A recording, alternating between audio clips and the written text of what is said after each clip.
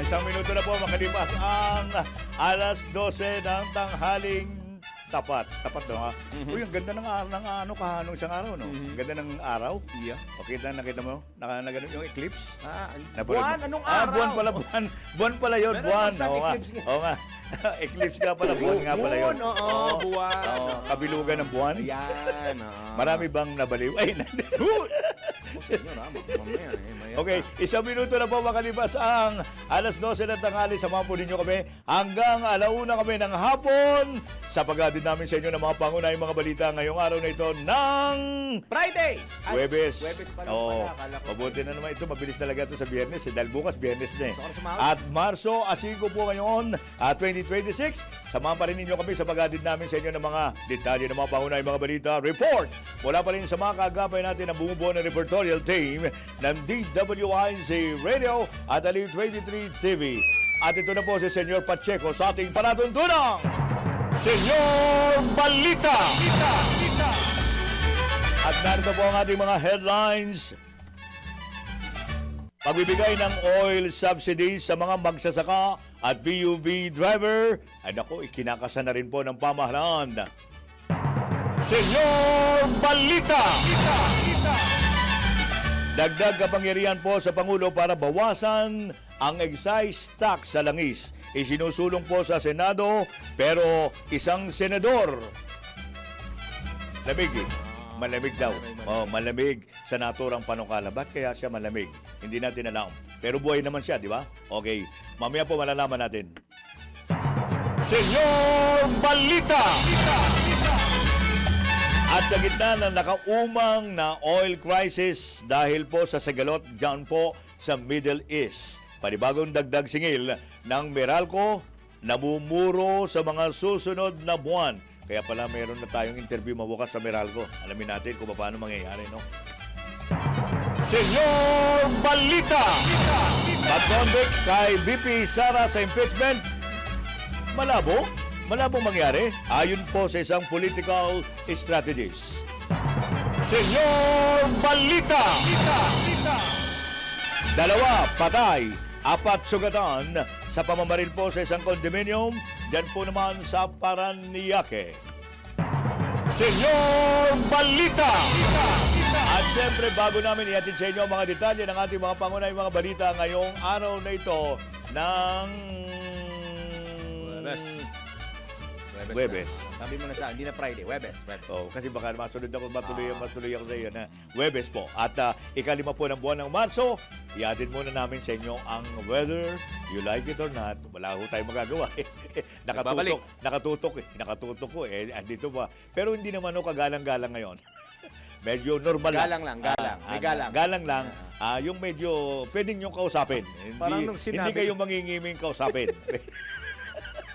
Hindi ka mukha nung mga nakakaraan, medyo natatakot ako ng konti. Medyo ngayon, medyo Summer look. Hindi, cool ako. Ibig sabihin na at Relax At ka. ease ako. Dito na po, mag-aatid sa atin ng weather. Walang iba kundi si El Bonito. Darrell Justin. Pinakahuli, pinaka-latest, pinaka-napapanahon. Whether we like it or not, ito ang magiging DWIZ Weather Report. Wala kang lakad ngayon, kaya ganyan. Medyo casual ka lang. Wala pa tayong pagkakakitahan. May time tayo ngayon. Hindi kagaya ng mga nakaraang araw. Wala tayong time. Ang hirap mahagilap. Oo, at saka ang hirap kausapin talaga. Medyo, Pag nalipat ka ng lugar. naalangan ako nung una talaga. Nung makita kita, medyo, teka muna, mahirap ito. Nakita mo yung bago kong pwesto, no? Baka may mga konting kibot po rito. Pero gusto ko lang i-commend si engineer. Tama yung sabi mo. Ano? Ako lang maingay dun. Saan yun? Doon, sa lugar ko. Yung inano nyo? Yung lugar ko. Naubo pa tuloy ako. Bakit tahimik sila? Tahimik sila? Mana sila kay Senator. Ay, mali. Pero ako'y babati sa inyo, ha? Sige, bati ka. Isang buenos tardes kay Congressman. Ay, baka mamaya. Congressman? Si Congressman. Oh, yeah. Kaya si Congressman. Sino Congressman? Hindi pa nagsorry. Nagsorry na raw eh. Sorry Congressman, na. oo. Nagsorry na si Congressman. Pero, Okay. Pero, may pero. titindigan niya pa rin daw yung sabi. Ay, ang gulo naman, no?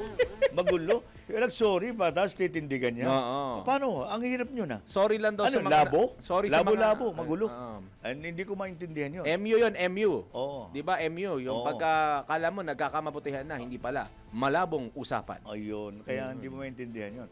Whether talaga, yes ba o no? Parang ganun yan eh. Doon siya sa O. Ha? Di ba Nasa sabi mo, gitna. yes o no? Doon siya sa O.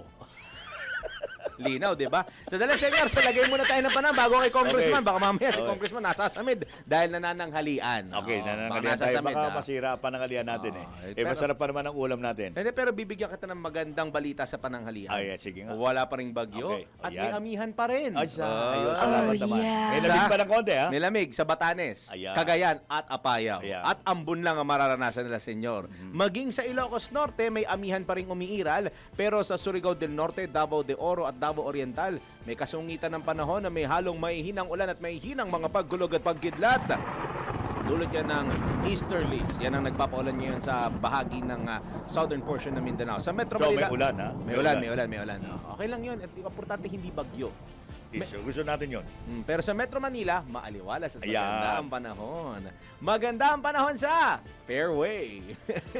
Pwede ha. Pwede, Dahil pwede. po yan sa Oh, easterlies. yeah. Okay. Oh, Hindi ko yeah. talaga na para kinulang ako sa tubig. Sa 3-day weather outlook po natin, wala pa rin tayong inaasahang bagyo sa malaking bahagi ng ating bansa at sa Metro Manila na Biyernes hanggang Linggo. Biyernes, Sabado may halong init at ulan pero sa Linggo maganda at maaliwalas ang panahon sa Okay. Sunday. Mhm. 24 to 33 degrees ng Biyernes, Sabado. Pero Ano yan? Hindi mainit, hindi malamig. sakto lang. Okay. Pero to Metro Manila sa Sunday, 22 to 32 degrees Celsius. Okay. Medyo mababa ang temperatura Okay, ng okay, Sunday. okay. Sa Metro Cebu, halong init at ulan. Pero kung magpapalo kayo sa umaga, Sa Cebu. sa Cebu, Naka-schedule kami sa Cebu maglaro. Mga Abril. Abril, pa, okay, Abril okay. pa. Okay. Ayan, mga papalo dyan, ingat-ingat po sa hapon o gabi kasi baka umulan. 26 to 31 degrees ang temperatura, maging sa Metro Davao. Sa umaga, maganda pumalo sa fairway. Pero magiging maulan ang fairway ninyo bandang hapon o gabi. Na may kasama pang may hinang kulog at kidlat. Ang mga nakatakot. Kasi Delikado. bola, di ba? Pag may kidlat, delikado. May naka-experience ka na ba na yung pagpalo mo yung bola? Meron na nangyaring ganun. Maraming ganun, di Kaya ba? pinag-iingat tayo ng mga kadi. Oo. Pag nakita na, boss, atras na. Ayan na yan. Mahirap na. Mahirap Pause muna. Oo. Ayun. 26 hanggang 31 degrees ang agwat ng temperatura dyan po sa Metro Davao mula Friday hanggang Sunday. Sunrise, sunset natin. Tumilawak pa rin po, manok. Uy, kanina yung alas 6:11 ng umaga at samantalang lulubog ang araw. Sila Kompleto, nagpaparamdam. ha? Okay. Kompleta ang mga animal sa zoo. Alas 6:05 po yan. Hindi sa zoo? Hindi sa zoo? Sa zoo. Sa Zoom? Oo. Sa Hindi Zoom? Zoom. Kala. Mahirap sila ilagay sa Zoom. Oo nga. Internet yun eh. Kala ko sa Zoom Hindi, nakalagay. sa Sa zoo zoo. yan, sa zoo. Oo. Okay.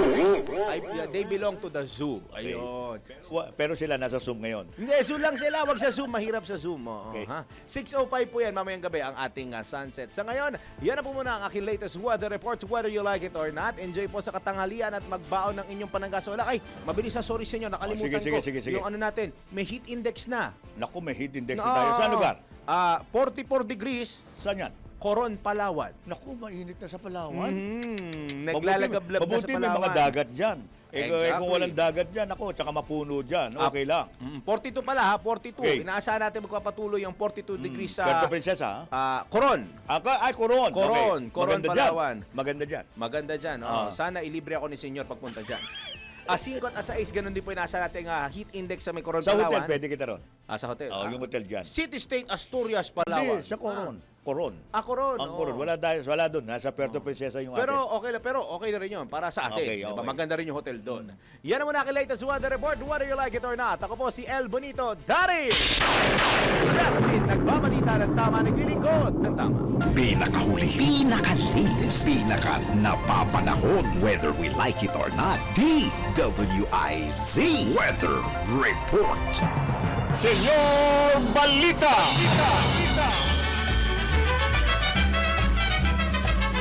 Maraming salamat, Daryl Justin, sa pinakauli at lagay ng ating mga panahon ngayong araw, ng panahon natin, ngayong araw na ito ng Huwebes, ika-5 ng buwan ng Marso. At siyempre, entre na tayo, arriba na tayo sa mga uma-arriba at sumasalipaw-paw ng mga balita natin.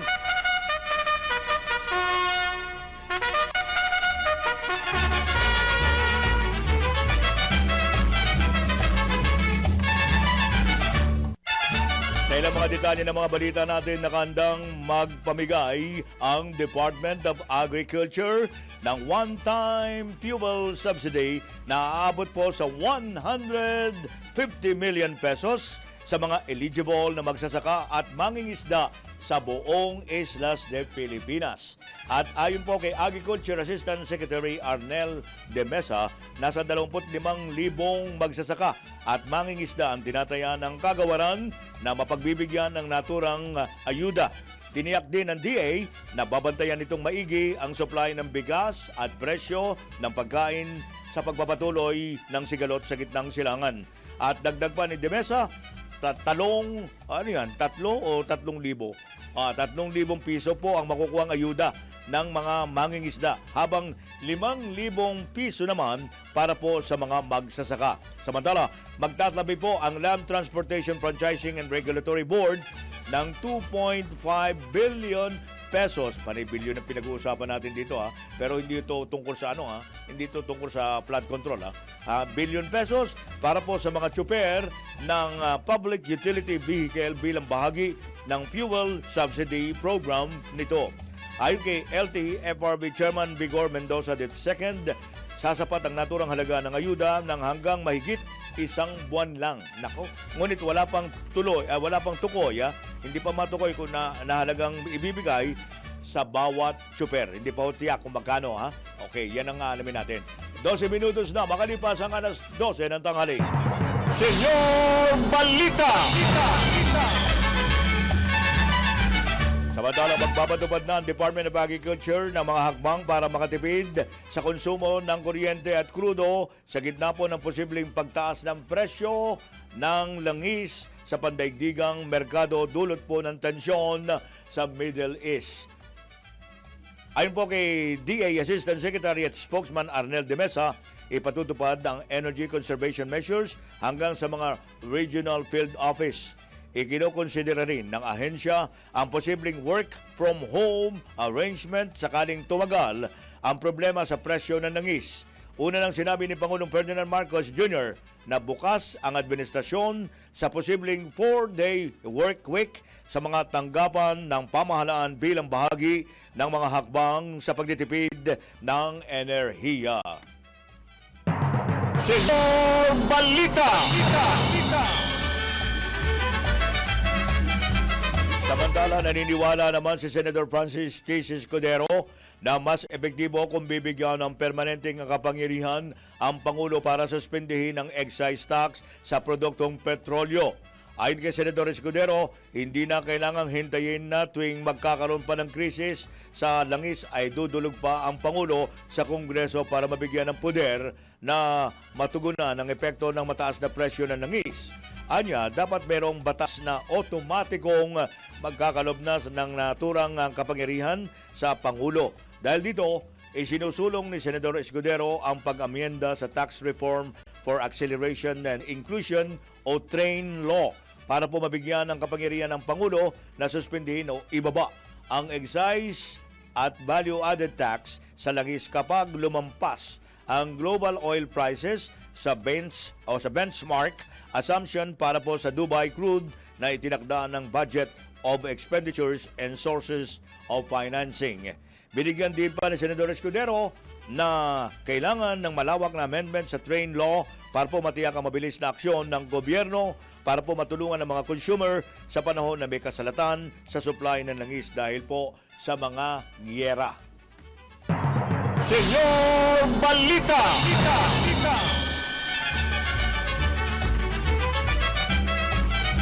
Manabig naman si Senate Committee on Energy Vice Chairman Sherwin Gatchalian sa mungkahing bigyan ng dagdag kapangyarihan si Pangulong Ferdinand Marcos Jr.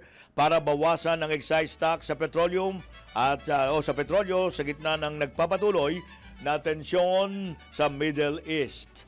At aminado po si Senador Gatchalian na bagamat bukas siya sa hirit na bigyan ng karagdagang kapangyarihan ng Pangulo, dapat na maging last resort lamang ang pagtapyas sa excise tax sa langis.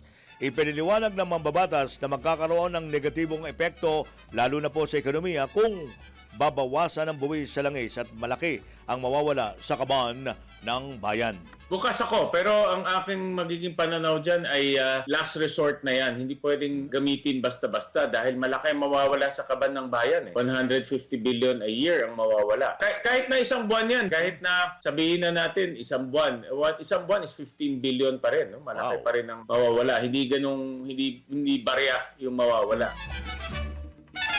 Samantalang pabor din si Senator Gatchalian sa panukalang bumuo ng task force na magmo-monitor sa supply at presyo ng krudo sa bansa. Importante yung task force dahil dugtong-dugtong yung problema natin yan, lalo na pagdating sa langis. Importante na nagko-coordinate ngayon yung mga ahensya at mabilisan kasi minsan mabagal no? Usap lang, walang nangyari. For example, yung Pantawid Pasada, dapat nakakasa na yan at ready na to mobilize. Pangalawa, yung supply natin ng langis, dapat pinag-aaralan mabuti. Actually, ang problema nung una, yung supply hindi yung presyo Dinig ni Senator Sherwin Gatchalian sa panayam ng DWIC at Ali23 TV. Senyor Balita! Ay report si Patrol 24 Jun Samson.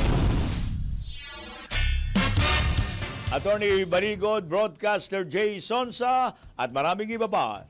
Nako, sinampa na po ng reklamo ng DOJ. Ang detalye niyan iatid sa atin ni Patrol 24 Jun Samson. Jun? Senyor, nagsampa na nga ng mga reklamong kriminal si dating Senator Antonio Trillanes IV laban kina Attorney Levito Baligod, dating Congressman Mike Defensor, broadcaster Jason Sa, dating NTF LCAC spokesperson Lorraine Badoy, vlogger na si Cathy Binag at 18 umano'y mga dating Philippine Marines kaugnay ng umano'y gawa-gawang International Criminal Court o yung ICC bribery scheme. Sa kanyang pagpunta dito sa Department of Justice ay sinabi ni Trillanes na bahagi umano ito ng planong idawit siya sa isang peking bribery scandal o panunuhol umano sa mga investigador ng International Criminal Court. Partikular sa mga kasong inihain laban kay Atty. Baligod ay cyber libel at paglabag sa batas na incriminating an innocent person dahil sa umano'y pagkasalungat at mapanirang pahayag kaugnay ng sinasabing $2 milyong na cash transfer at akusasyon ng kidnapping. Samantala, sina Defensor, Sonsa, Badoy at Binag ay isinama sa reklamo dahil naman sa pagpapakalat umano ng naturang mga aligasyon. Naharap naman sa kasong perjury ang 18 nagpakilalang mga dating sundalo dahil sa umano'y pagbibigay ng maling testimonya kaugnay ng naturang issue. Iginiit ng dating senador na layunin ng mga aligasyon na sirain ang kanyang reputasyon at pahinain ang mga proseso kaugnay ng investigasyon na ginagawa ng International Criminal Court. Patrol 24, June Samson, para sa bilang may todong lakas, DWIZ, nagbabalita ng tama, naglilingkod ng tama. Senyor Balita! Maraming salamat, Jun Samson. Nagatid sa ating orasan, 19 minutos na makalipas ang alas 12 ng tanghali. Patuloy pa rin pag-atin namin sa inyo ng mga balita si Jopel Pelenyo, ang ating Patrol 17, may report mula po sa Campo Grame. PNP, pinaigting ang seguridad sa mga diplomatic premises. Alamin natin ang detalye mula kay Jopel Pelenyo. Jopel? Pinaigting ng Philippine National Police ang security measures sa iba't ibang diplomatic premises kasunod ng protesta ng mga aktivistang grupo malapit sa US Embassy sa Maynila. Ayon kay PNP Chief Police General Jose Melancio Nartates Jr., na maglalaan pa sila ng karagdagang pwersa upang matiyak hindi lamang ang seguridad ng mga diplomats kundi maging ang maayos na daloy ng trapiko sa mga kalsadang patungo at palabas ng mga embahada dahil sa mga posibleng kilos protesta. Inatasan na rin aniya ang territorial forces sa mga foreign embassy lalo na sa Metro Manila na maging mapagmatsyag at agad na tumugon sa oras ng pangangailangan. Partikular na binabantayan ng mga otoridad ang embahada ng Estados Unidos sa Maynila, embahada ng Iran sa lungsod ng Makati at embahada ng Israel sa lungsod ng Taguig na maaaring maging focus ng mga pampublikong protesta. Ito si Patrol 17 Chopel Peleño para sa Impilang May Todo Lakas, DWIZ. Nagbabalita ng tama, naglilingkod ng tama. Senyor Balita!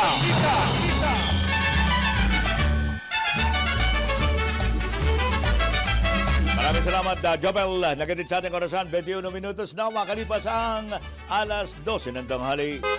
Isinusulong naman ni na Senate Majority Leader Alan Peter Cayetano at Senador Pia Cayetano ang Senate Bill number 1927 sa ilalim ng Section 148 ng National Revenue Code of 1997 na naglalayong payagan ang automatic suspension o pagbawas ng excise tax sa gasolina at iba pang produktong petrolyo.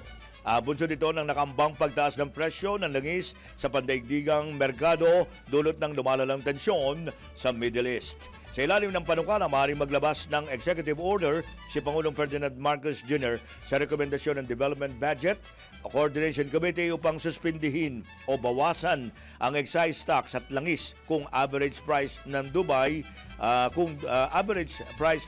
crude oil base sa mean of Platts Singapore sa loob ng isang buwan ay umabot o lumampas sa sa $80 kada bariles. At nila, otomatikong matatapos ang suspensyon o pagbabawas kapag tuluyan ng nawala ang nasabing kondisyon. Senyor Balita! Ipinabubusisi naman ni Senador Jaime Marcos sa Senado kung sapat ang reserbang petrolyo sa bansa at kung may nakandang aksyon ng pamahalaan sa pamamagitan ng kanyang inihain na Resolution number 333. Sa gitna ng pinangangambang energy shock o biglang kakapusan ng supply at biglang pagtaas ng presyo nito bunsod ng tensyon sa Middle East. Nababala si Senador Marcos dahil hindi na niya aabot sa isang buwan ng reserba ng LPG at kulang sa 2 buwan ang imbak na gasolina. Ipinunto pa ng Presidential Sister ang rekomendasyon ng International Energy Agency na mag-imbak ang bawat bansa ng petrolyo ng pang-90 araw. Una nang sinabi ni Pangulong Ferdinand Marcos Jr. na pang-50 hanggang 60 araw ang stockpile ng petrolyo sa bansa. Senyor Balita! 23 minutos na makalipas ang alas 12 ng tanghali. Ibinabala ng power utility firm ng Meralco ang posibleng panibagong dagdag singil sa mga susunod na buwan dahil po sa inflationary pressures dulot ng kaguluhan sa Middle East. Ito'y kahit hindi humahango ang Meralco ng kuryente mula sa mga oil-fired power plants. Ayon kay Meralco Vice President at Utility Economics Head Larry Fernandez, 60% ng energy ng Meralco ay mula sa natural gas at kalahati nito ay mula po sa malampaya habang ang nalalabi ay mula sa imported liquefied natural gas. Ang nalalabi naman anyang 40% ay nagmumula sa coal-fired power plants, renewable energy at wholesale electricity spot market. Gayunman, lumilika ang Middle East ng inflationary pressures na sa energy sector, hindi lamang sa langis kaya't ang tanging nilang pangamba ay nakabatay po ang presyo ng gas sa world market prices at ang paggalaw ng presyo ng malampaya ay depende rin sa presyo sa international market. Sa kabila nito, tiniyak naman ni Meralco Vice President at Spokesman Joe Saldarriaga na sapat ang power supply lalo ngayong papalapit na ang tag-init kung kailan tumataas po ang konsumo sa kuryente. Senyor Balita! Patuloy pa rin kayo sumusubaybay sa pinakadetalye ng ating mga tampok at mga pangunahing mga balita ngayong araw na ito ng Huwebes. Babalik kami pagkalipas po lamang ng ilang mga parala. Philippine Standard Time, 25 minutos makalipas ang alas 12 ng tanghali. That time check was brought to you 2 minutos na makalipas ang alas 12 ng tanghali. Habang kayo patuloy pa rin dyan sa inyong pananghalian, senyora, mga amigos at mga amigas, tuloy-tuloy pa rin ang pagkatid namin sa inyo ng ating mga balita, mga pangunahing mga balita natin, detalye at mga report mula pa rin sa mga kagabay natin ng buong ng reportorial team ng DWIZ Radio at Ali 23 TV. At tuloy-tuloy pa rin tayo at may report tayo tatanggapin muna sa Senado mula kay Patrol 19, Shelly Ortega Bueno. Shelly? Nagtalaga ang Department of Migrant Workers ng mga hotels sa mga host countries na pwedeng puntahan ng mga OFW sakaling kailanganin na ng ligtas na lugar dahil sa epekto ng tensyon sa Middle East. Sa pagdinig ng Senado, sinabi ni DMW Secretary Hans Leo Kakdak na mayroong tukoy na mga accommodation facilities ang Pilipinas sa mga host countries sa Middle East na pwedeng puntahan ng mga kababayan sakaling tumindi ang gulo. Hindi naman binanggit ni Kakdak kung ano ang mga hotels na ito para sa kaligtasan ng mga OFW. Makatutulungan niya ito para i-augmenta at ma-supplement ang pangangailangan sa safety shelter at accommodation services ng mga bansa sa Middle East sakaling hindi makatakbo ang ating mga kababayan sa mga government shelters. Narito ang bahagi ng pahayag ni Secretary Kakdaka. Tayo mismo may accommodation facilities to augment or to supplement the host country accommodation services. So meron din tayong mga designated hotels, doon din natin tinatakbo yung mga kababayan natin na otherwise hindi makapunta sa host government shelter. Samantala, natanong naman ni Committee on Migrant Workers Chairman Rafi Tulfo kung may mga bomb shelters ba ang mga designated hotels na tinalaga ng DMW para sa mga OFW. Tiniyak ni Kakdak na ang mga kinuha nilang hotels ay may mga safety rooms at lower ground floors ang kanilang kinuha. Dagdag pa ng kalihim, identify din ng ahensya kung saan ang mga target areas ng mga pag-atake kaya nakasisiguro siyang ligtas at may bibigay ang mga pangailangan ng mga OFW na naiipit sa giyera. Ito si Patrol 19, Shelly Ortega Bueno, para sa impilang metodong lakas sa DWIZ. Nagbabalita ng tama, naglilingkod ng tama. Senyor Balita! Maraming salamat, Shelly Ortega Bueno, direktamente mula pa rin sa Senado. Samantala, naniniwala ang political strategist na si Lito Banayo na malabong makonvict si Vice President Sara Duterte sa kinakaharap nitong impeachment complaint. Ayon kay Banayo, katulad lang ng karamihan sa mga dating pangalawang pangulo, ang political career ni VP Sara kaya hindi na bago ang naturang trend. Aminado ang dating NFA administrator na malakas pa rin ang Duterte branding sa Visayas at Mindanao kaya't imposibleng makonvict si VP Sara sakaling umabot sa Senado ang impeachment complaint. Ang nasa saligang batas, kailangan mo na 16 na boto para makonvict. Maski na si Bato o si Bongo, dalhin nila sa The Hague, 2 boto pa rin yon na absent. So yung absent, bawas yun sa 16. Halimbawa, makulong yung mga senador dahil dito sa flood control scam, no? Wika natin at sabihin natin at 3 yata yun, kung hindi ako nagkakamali. 3 pa rin yun na hindi makakaboto o hindi boboto dahil wala nga, nakakulong no? Hindi makakapunta sa Senado. So you have 3 plus 2. 5 na kaagad ang hindi mabibilang yung boto nila. So hindi mo makukuha yung 16. Ibinundo pa ni Banayo na katulad lang din ang naging issue ito ni dating Vice President Jojomar Binay ang sitwasyon ng kasalukuyang pangalawang Pangulo. Si Vice President Jojo Binay, natatandaan nyo, noong 2010, nanalo siya vice-presidente. Ang Pangulo noon ay si Pinoy, no? 2014, nang umpisahan siyang banatan ni Senator Alan Cayetano, Senator Antonio Trillanes, doon sa Blue Ribbon Committee ng Senado, no? So, bale 2 years before the elections, no? Binanatan siya ng binanatan. Ang naging problema doon, hindi siya sumasagot. Matagal na siya binabanatan, hindi siya sumasagot. Kaya yung kanyang ratings, na kung basta napakataas, yung survey numbers niya, bumagsak ng unti-unti. At doon nga nung panahon na yon, doon yung lumipad ako sa Davao para hikayatin si Mayor Rodrigo Duterte na tumakbong presidente. Ang dinig ng political strategist na si Lito Manayo sa panayam ng DWIZ.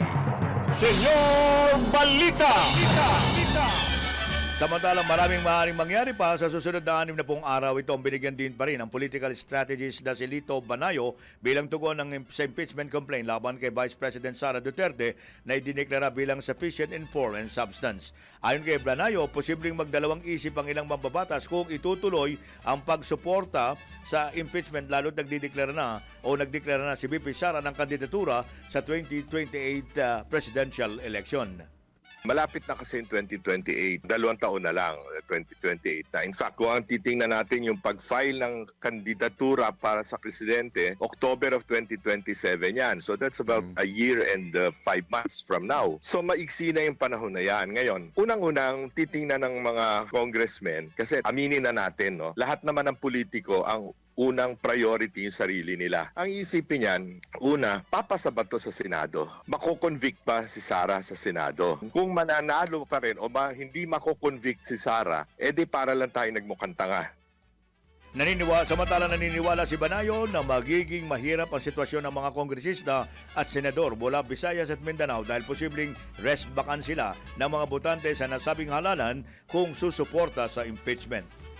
Number 2, ang aking boto ba bilang congressman for re-election or ng aking asawa, anak, kapatid o anuman hanggat hindi na nitong anti-dynasty bill, maapektuhan ba kung boboto ako kontra kay Sara? Kung ako'y taga Visayas o Mindanao, magdadalawang isip ako. Kasi nakita natin noong 2025 midterm elections na napakalakas ng Duterte brand sa Central Visayas at sa Mindanao. That constitutes 34% of the national vote. No? 1/3 of all Filipinos na nakatira sa Cebu, Dumaguete, Bohol, Siquijor, all the way to Mindanao. That's 1/3 of the entire vote of the country. So mag-iisip ka. Yun ding re-election ni Senator, mag-iisip din. Tinig ng political strategist na si Lito Banayo sa panayam ng DWIZ. Senyor Balita!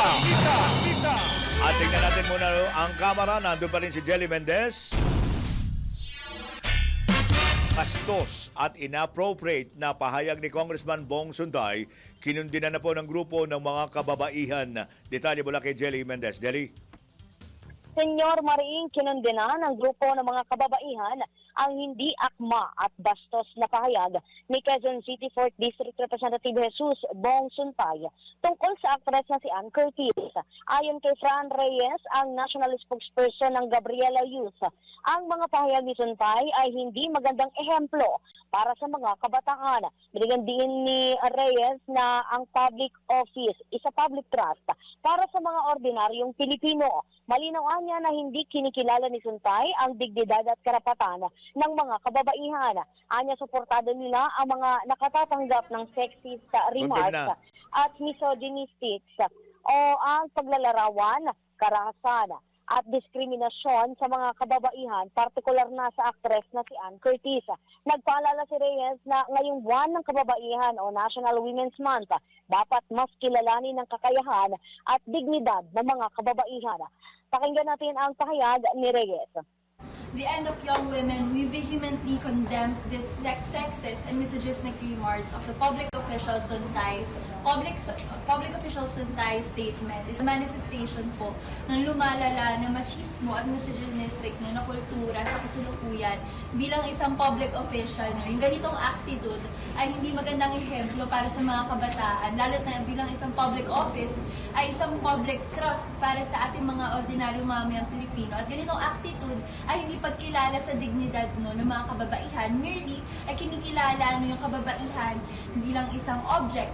Patuloy na ino-objectify tayo mga kababaihan. Tayo mga kababaihan ay hindi merely object na dapat ay dinidisgrunted ng mga kalalakihan. Kung kaya't nakikiisa po tayo sa mga kababaihan, we are all in support of women, including Ann Curtis, na nakatatanggap ng ganitong mga misogynistic at sexist remarks. At patuloy po natin na kukondenahin ang anumang forma ng paghaharas at tanggap sa mga kababaihan bilang isang merely object. At isa lamang po ito na pagkilala na sa buwan ng kababaihan, maging ang public official man maging sa mataas man o posisyon sa loob ng gobyerno, ay hindi makakatanggap ng anumang paligoy-ligoy mula sa bahagi ng mga kababaihan. Lalo't buwan ng kababaihan ngayon, mahigit na kailangan kilalanin yung dignidad ng mga kababaihan, yung kakayahan natin mag-ambag sa pagpapalaya po ng kababaihan at masaka. At yan ang tinig ni Gabriela Youth National Spokesperson Fran Reyes matapos nga ihain yung ethics complaints laban kay Suntaya. Ito si Patrol 30. Jelly Mendez nag-uulat para sa Himpilang May Todong Lakas sa DWIZ. Nagbabalita ng tama, naglilingkod ng tama. Senyor Balita!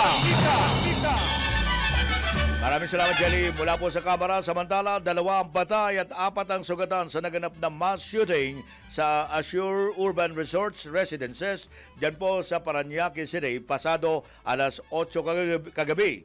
Ayon po sa mga saksi, naglalaro ng basketball ang mga biktima sa basketball court na pumasok sa gate ang gunman at biglang namaril gamit ang 9mm na pistol. Batay sa investigasyon ng Parañaque City Police, isang unit owner na sa Assure Urban Resorts, ang gunman na nasa 59 anyos at nabahala ang mga pamilya ng biktima at ilang residente matapos ang insidente dahil pinagbabawalan umano sila na mag-post sa social media ng nasabing resort ukol sa pangyayari at nagbanta rin na magsasampa ng kaso laban sa sinumang hindi sumunod dito. Samantala, wala pang karagdagang impormasyon ng pulisya sa insidente kabilang ang posibleng motibo ng naturang suspect. Senyor Balita! 40 minutos na makalipas ang alas 12 ng tanghali. May report tayo mula pa rin sa Palasyo ng Malacanang. Pangulong Marcos handang makinig sa kanyang economic team ukol sa sinusulong na tapyas sa excise tax sa petrolyo. Detalye mula kay Gilbert Verdes. Gilbert? Iginiit ni Palace Press Officer Undersecretary Claire Castro na handang makinig si Pangulong Ferdinand Marcos Jr. sa kanyang economic team sa harap na rin ng pagnanais nitong matapyasan ng excise tax sa petroleum products. Ayon kay Castro, hindi pa napag-uusapan kung magkano ang projection sa nais na excise tax reduction. Matapos magpahayag ang Pangulo na kakausapin niya ukol dito ang 2 kapulungan ng Kongreso. Tiyak naman anyang mapag-uusapan ito ng economic team at ng punong ekutibo. Ayon kay Castro, at mula rito ay magkakaroon ng pagpapasya sa kung magkano ang ibabawas sa mungkahing tapyas sa excise tax. Patrol 13, Gilbert Verdes para sa Himpilang May Todong Lakas, DWIZ. Nagbabalita ng tama, naglilingkod ng tama. Senyor Balita!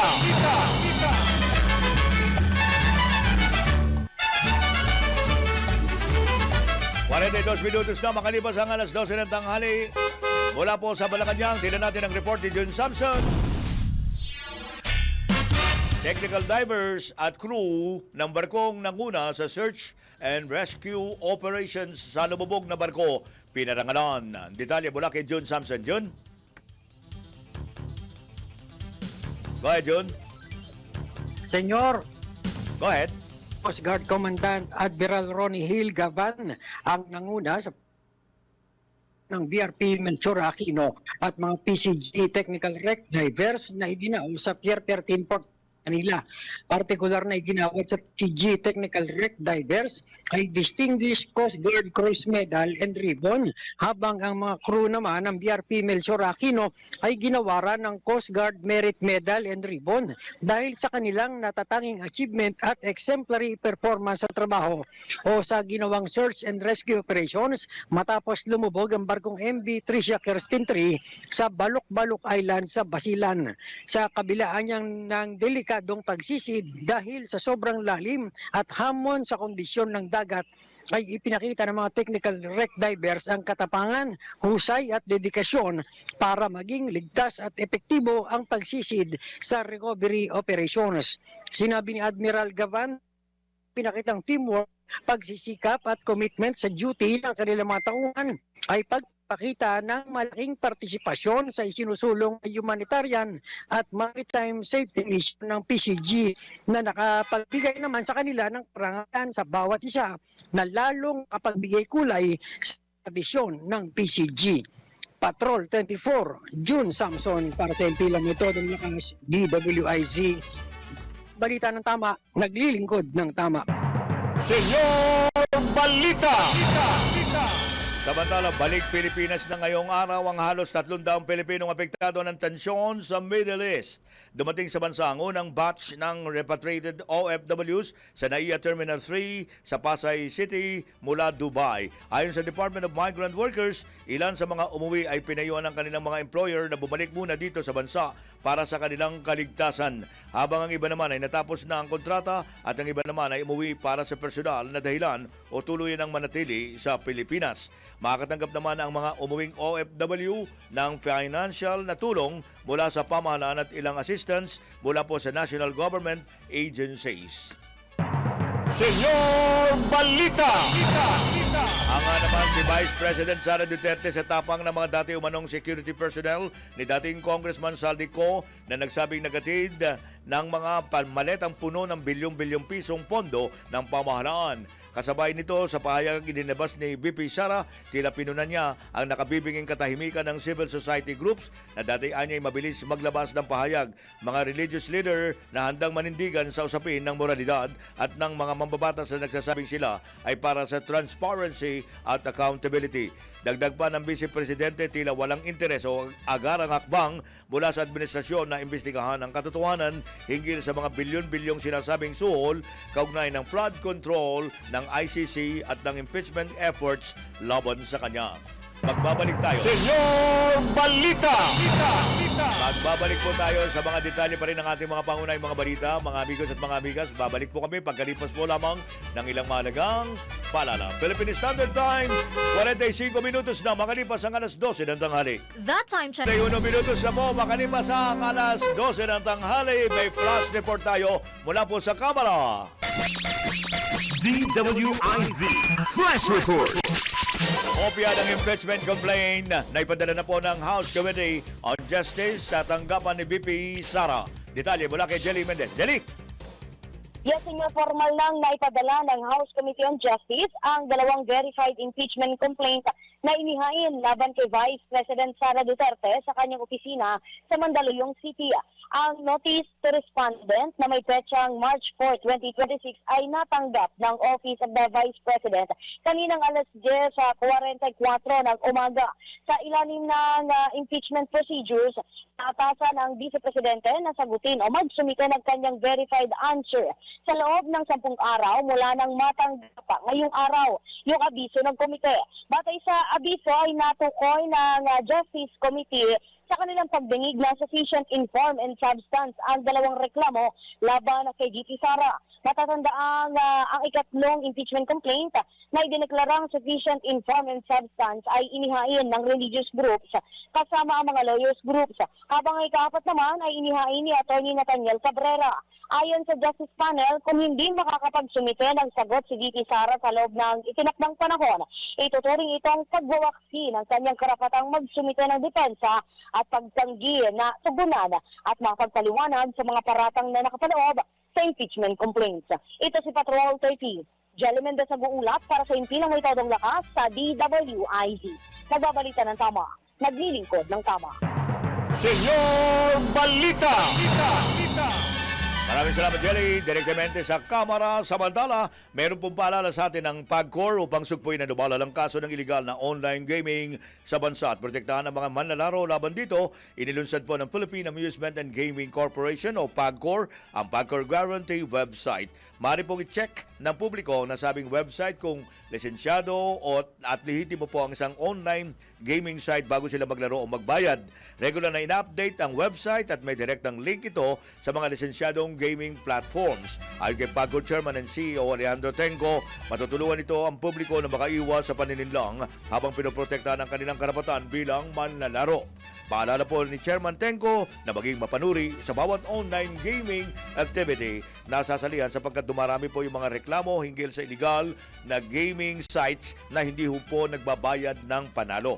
Para po sa karagdagang impormasyon at bisitahin po ang www.pagcor.ph/PAGCOR Guarantee.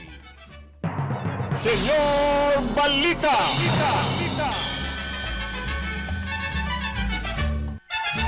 Samantala, may report muna tayo mula sa Occidental Mindoro. Prangkisa ng Umeco o Occidental Mindoro Electric Cooperative aprobado na sa House Committee on Legislative Franchises. Ang detalye mula kay Mariboy Isibido. Mariboy? Aprobado na sa House Committee on Legislative Franchises ang aplikasyon ng Occidental Mindoro Electric Cooperativo Umeco para sa renewal ng prangkisa nito matapos ang isinagawang pagdinig noong Miyerkules sa Quezon City. Sa naturang pagdinig, matagumpay na naidepensa ang panukalang batas na naglalayong palawigin ang prangkisa ng Umeco sa lalawigan ng Occidental Mindoro. Pinangunahan ito ni Congressman Odi Tariela bilang principal author ng House Bill No. 1005 at House Bill No. 3253. Katuwang sina Congressman Sergio C. Dagook ng APEC Party List at Presley C. De Jesus ng PhilReca Party List bilang mga co-author. Personal ding dumalo sa pagdinig ang pamunuan ng Umeco sa panguna ni General Manager Engineer Celso Garcia kasama sina Board of Directors member Ramon Silverio upang magbigay linaw sa mga tanong ng komite at ipakita ang kasalukuyang estado ng operasyon at serbisyo ng kooperatiba sa lalawigan. Nagpasalamat naman ang Umeco sa mga mambabatas na nagbigay ng suporta at tiwala sa kooperatiba. Ayon sa kanila, ang pag-aproba sa komite ay isang mahalagang hakbang upang matiyak ang tuloy-tuloy na serbisyo ng elektrisidad sa mga komunidad sa Occidental Mindoro. Matapos ang pag-aproba sa antas ng komite ng panukalang batas para sa renewal ng prangkisa ng Umeco, ay tatalakay naman ito sa plenary deliberations ng Kamara kung saan ito ay pagdedebatihan at pagbobotohan ng buong kapulungan bago tuluyang maging ganap na batas. Ang Occidental Mindoro Electric Cooperativo Umeco ay ang electric distribution utility na nagsisilbi sa mga bayan sa Occidental Mindoro upang tiyakin ang maayos, tuloy-tuloy at sapat na supply ng kuryente sa mga kabahayan, negosyo, institusyon at iba pang sektor sa lalawigan. Mula Occidental Mindoro, Ronda Patrol, Mariboy Isibido para sa impilang may todong lakas, DWIC, nagbabalita ng tama, naglilingkod ng tama. Senyor Balita! Salamat Mariboy Isibido, direktamente sa Occidental Mindoro. Nagatid sa ating orasan, 56 minutos na makalipas ang alas 12 ng tanghali. Samantala, nanumpa na po si Chief Operating Officers Mrs. Cynthia Mamon, PhD bilang President of the Philippine Chamber of Commerce and Industry Laguna Incorporation kasabay ng 30th anniversary ng Enchanted Kingdom. Ayon kay Mrs. Mamon, bilang pagtanggap sa tungkulin, bibigyan nila ng tuon ang livelihood and labor concerns, corporate sustainability, community empowerment, and innovation with integrity. Anya, sinusuporta ng 4 na prinsipyong ito ang PCCI South Luzon na ipinakita ng AVP Hoover Picar gaya ng volunteerism, excellent service, and integrity. Binigyan din ni Mrs. Mamon na sa pamamagitan ng mga ito, inaasahang mababago nito ang buhay ng mga taong nagtatrabaho sa kanilang kumpanya at mga komunidad na kanilang pinaglilingkuran. Senyor Balita! Tingnan muna natin ang Naga. Nandun si Melvin Machado. Patrolman na inaresto sa drug bypass operation sa Naga City, ipinasa. Ilalim na po sa monitoring at test buy operation ng kapwa mga pulis. Detalye mula kay Melvin. Bye, Melvin. 5 araw bago isinagawa ang anti-illegal drug bypass operation ng Naga City Police Office sa kanilang kabaro na may ranggong patrolman at naka-assign sa City Mobile Force Company. Lumutang na ang pangalan ni patrolman na umano'y sangkot sa bentahan ng umano'y illegal na droga sa lugar kung saan ito naaresto. Nagsagawa rin ng monitoring at validation ang mga tauhan ng Police Station No. 6 sa aktibidad ng suspect na pulis upang masiguro ang pagkakasangkot nito sa illegal na droga. Ayon kay Police Captain Daisy Angeles, tagapagsalita ng Naga City Police Office, hindi umano kukonsintihin ng liderato ni Police Colonel Gilbert Fariñas, City Director ng Naga City PNP, ang sinumang miyembro ng PNP Naga na masasangkot sa illegal na droga. Ang pagkakaaresto sa naturang patrolman ay bahagi ng kanilang nagpapatuloy na internal cleansing. Maliban sa kaso kriminal ay meron ding administrative case na grave misconduct ang isasampa sa naturang pulis na ngayon ay nasa custody ng Police Station No. 6 ng NCPO. Ito ang Ronda Patrol, Melvin Machado para sa impilang may todong lakas, DWIZ. Nagbabalita ng tama, naglilingkod ng tama. Senyor Balita! Melvin Machado mula po sa Naga sa Cebu. At nagatid sa ating orasan ang pangsamantala tayong mag-iwalay ngayong araw na ito ng Huwebes, ika-5